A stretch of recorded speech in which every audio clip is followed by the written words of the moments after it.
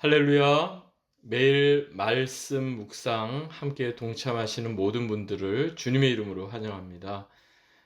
이 아침 말씀으로 하루를 시작하시는 모든 교우님들의 가정과 사업장 위에 하나님의 크신 은혜와 평강이 함께 하시기를 간절히 기원합니다. 11월 6일 수요일 매일 말씀 묵상 시작하겠습니다. 우리에게 주시는 하나님의 말씀은 베드로전서 2장 18절부터 21절까지의 말씀입니다. 사환들아, 범사에 두려움으로 주인들에게 순종하되 선하고 관용하는 자들에게만 아니라 또한 까다로운 자들에게도 그리하라. 부당하게 고난을 받아도 하나님을 생각함으로 슬픔을 참으면 이는 아름다우나 죄가 있어 매를 맞고 참으면 무슨 칭찬이 있으리요. 그러나 선을 행함으로 고난을 받고 참으면 이는 하나님 앞에 아름다우니라. 이를 위하여 너희가 부르심을 받았으니 그리스도도 너희를 위하여 고난을 받으사 너희에게 본을 끼쳐 그 자취를 따라오게 하려 하셨느니라. 아멘. 스코틀랜드 출신의 영국 에버딘 대학교 신약학 교수로 오랫동안 재직하셨던 하워드 마샬이라는 신약학자가 있습니다. 이분은 유럽에서 상당히 영향력을 이렇게 주는 상당히 저명한 신약학자이신데요. 이분이 생전에 종종 이런 말을 하셨습니다. 만약 신약 27권의 신약의 책 가운데 교회를 위해 단 한 권의 성경책만을 선택해야 한다면 저는 주저하지 않고 베드로전서를 선택하겠습니다. 그러면서 이분이 그 이유를 이렇게 덧붙였는데요. 베드로전서만 우리가 제대로 알고 있어도 기독교의 진리를 전체적으로 이해하는데 조금도 부족함이 없기 때문입니다.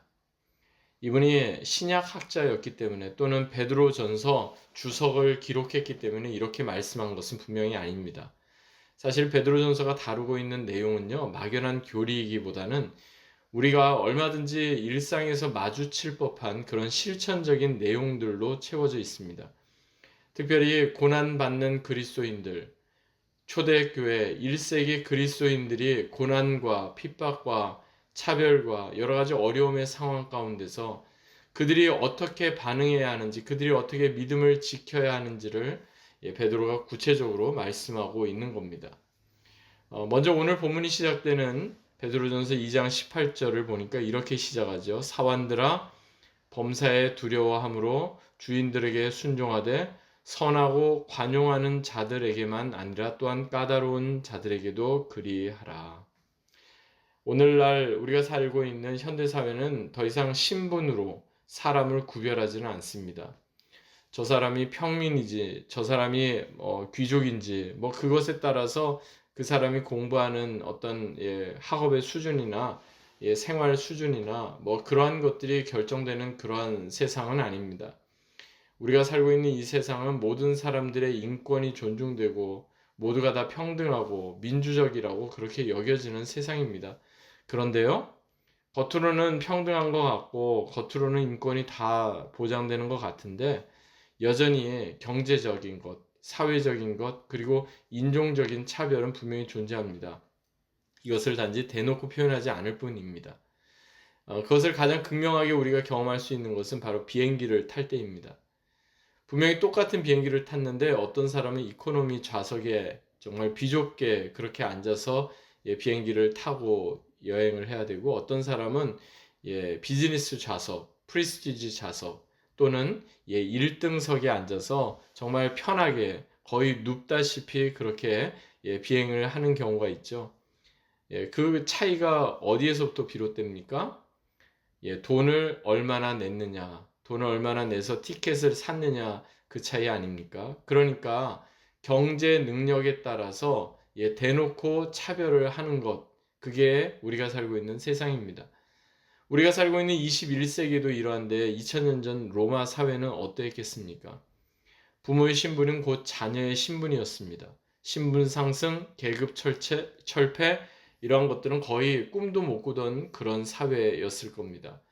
역사적인 기록에 따르면 로마 시민의 숫자가 대략 1500만 명 정도 되었다고 합니다.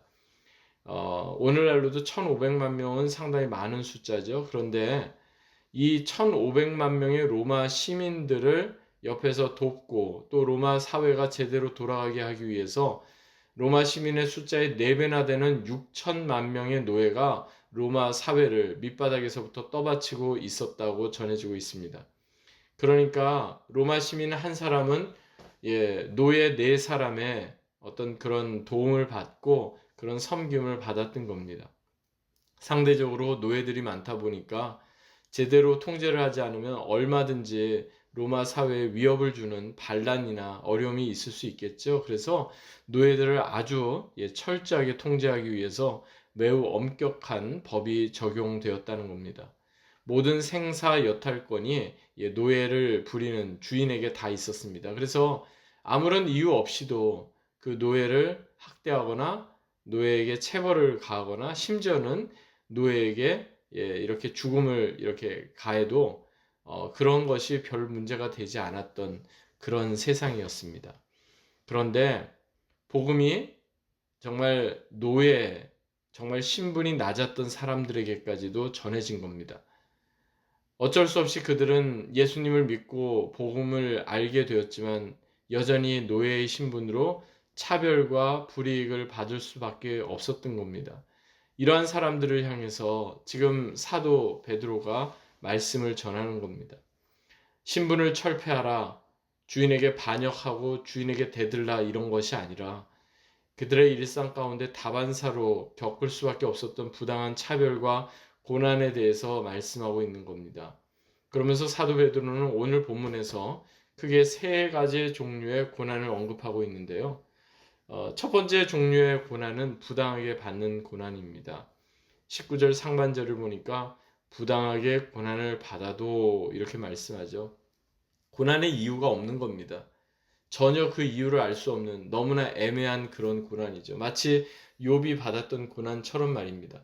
이 경우 우리에겐 참 어렵습니다. 뭐 이유를 알아야 우리가 어떻게 할 건데 이유를 알지 못하고 그렇게 되다 보면 그저 우리의 마음 가운데 정말 억울함이 이렇게 쌓일 수밖에 없죠. 그런데 부당하게 고난을 받아도 즉 이유도 모르고 애매하게 고난을 당해도 하나님을 생각함으로 그 슬픔을 참아내게 되면 이것이 아름답다. 지금 이렇게 말씀합니다. 그러니까 주인에게 학대를 받고 여전히 주인 밑에서 그렇게 착취와 어려움을 당하는 그런 노예 신분에 있던 그러한 그리스도인들, 부당하게 고난을 당하고 애매하게 고난을 받는 경우가 다반사였을 텐데 이러한 때라도 하나님을 생각함으로 참고 인내하게 된다면 하나님은 이것을 아름답게 인정해 주신다는 겁니다. 왜 그렇습니까? 지금 당장은 그 고난의 이유를 다 알지 못하지만 그 고난은 반드시 이유가 숨겨져 있기 때문입니다. 그리고 이 고난 역시 하나님의 주권 아래에 있기 때문입니다. 그러므로 부당하게 또는 애매하게 고난을 당하게 되는 그런 순간일지라도 하나님을 생각하십시오. 그것이 하나님 앞에서 선하고 아름답다 인정받는 아주 귀한 기준이 되기 때문입니다. 두 번째 종류의 고난은요, 우리 어떤 죄로 인해 받게 되는 고난입니다. 20절 상반절을 보니까 죄가 있어 매를 맞고 참으면 무슨 칭찬이 있으리요 이렇게 말씀하는데요. 여러분, 우리가 죄로 인해 고난을 겪게 되었다면 우리에게 요구되는 건 뭘까요? 참고 인내하는 걸까요? 아닙니다. 우리에게 요구되는 것은요, 죄로 인한 고난이기에 그 죄를 회개하고 그 죄로부터 돌이켜야만 하는 겁니다. 어쩌보면 이것은 우리 질병에도 그대로 적용되는 부분이 아닌가 싶습니다. 모든 질병을 일원화시키거나 단순화시키거나 일반화시킬 수는 없지만 선천적이고 유전적인 질병이 아니라 후천적으로 이렇게 갖게 된 그런 질병의 경우는 대부분 우리 잘못된 생활 습관에서부터 비롯되는 경우가 많습니다. 즉 무절제하고 불규칙한 식생활 또 여러 다양한 그런 잘못된 생활 습관이 질병을 일으키게 만드는 겁니다. 그러므로 만약 우리의 어떤 죄나 혹은 우리의 그릇된 잘못으로 인해 우리가 받게 된 고난이라면 우리는 무엇에서부터 잘못되었는지, 무엇에서부터 하나님으로부터 멀어지게 되었는지 먼저 하나님 앞에 우리의 죄와 허물을 회개하며 돌이켜야만 하는 것입니다. 세 번째 고난은요, 첫 번째랑 유사한데요. 선을 행함으로 받게 되는 고난, 이렇게 말씀합니다. 20절 하반절에서 사도 베드로는 이러한 고난을 가리켜서 선을 행함으로 고난을 받고 참으면 이는 하나님 앞에 아름다우니라, 이렇게 말씀합니다. 여러분, 선을 행했으면 칭찬을 받아야 하지 않습니까? 선을 행했는데 왜 고난을 받아야 됩니까? 이것만큼이나 또 억울한 일이 어디 있겠습니까? 그런데 우리가 선을 행함으로 고난을 받게 된 경우가 분명히 있다면 이 역시 참고 인내하라는 겁니다. 왜냐하면 하나님께서는 우리가 어떤 마음으로 이 일을 행했는지, 어떤 마음으로 선을 행하고자 했는지를 다 아시기 때문에 그렇습니다. 물론 이것은 말처럼 쉽지는 않습니다. 그래서 사도 베드로는 뒤에 이어지는 21절에서 우리가 선을 행하다가 고난을 받게 되었을 때 왜 참고 인내해야 하는지 그 목적, 그 이유를 분명히 말씀하는데요. 이렇게 말씀합니다. 이를 위하여 너희가 부르심을 받았으니 그리스도도 너희를 위하여 고난을 받으사 너희에게 본을 끼쳐 그 자취를 따라오게 하려 하셨느니라. 그 목적이 무엇이랍니까? 그 자취, 즉 예수 그리스도의 발자취를 따라오게 하시려고 우리에게 이러한 고난, 어려움 가운데서도 인내하라, 지금 이렇게 말씀하고 있는 겁니다. 여러분, 지금 선을 행하다 고난을 받게 된 믿음의 형제 자매들이 왜 없겠습니까? 그런데 그때마다 우리가 늘 기억해야 할 것이 있습니다. 우리의 수고는 결코 헛되지 않다 하는 겁니다. 당장 눈앞에 어떤 결과가 드러나지 않더라도 주님 안에서 행한 우리의 수고는 결코 헛되지 않다는 겁니다.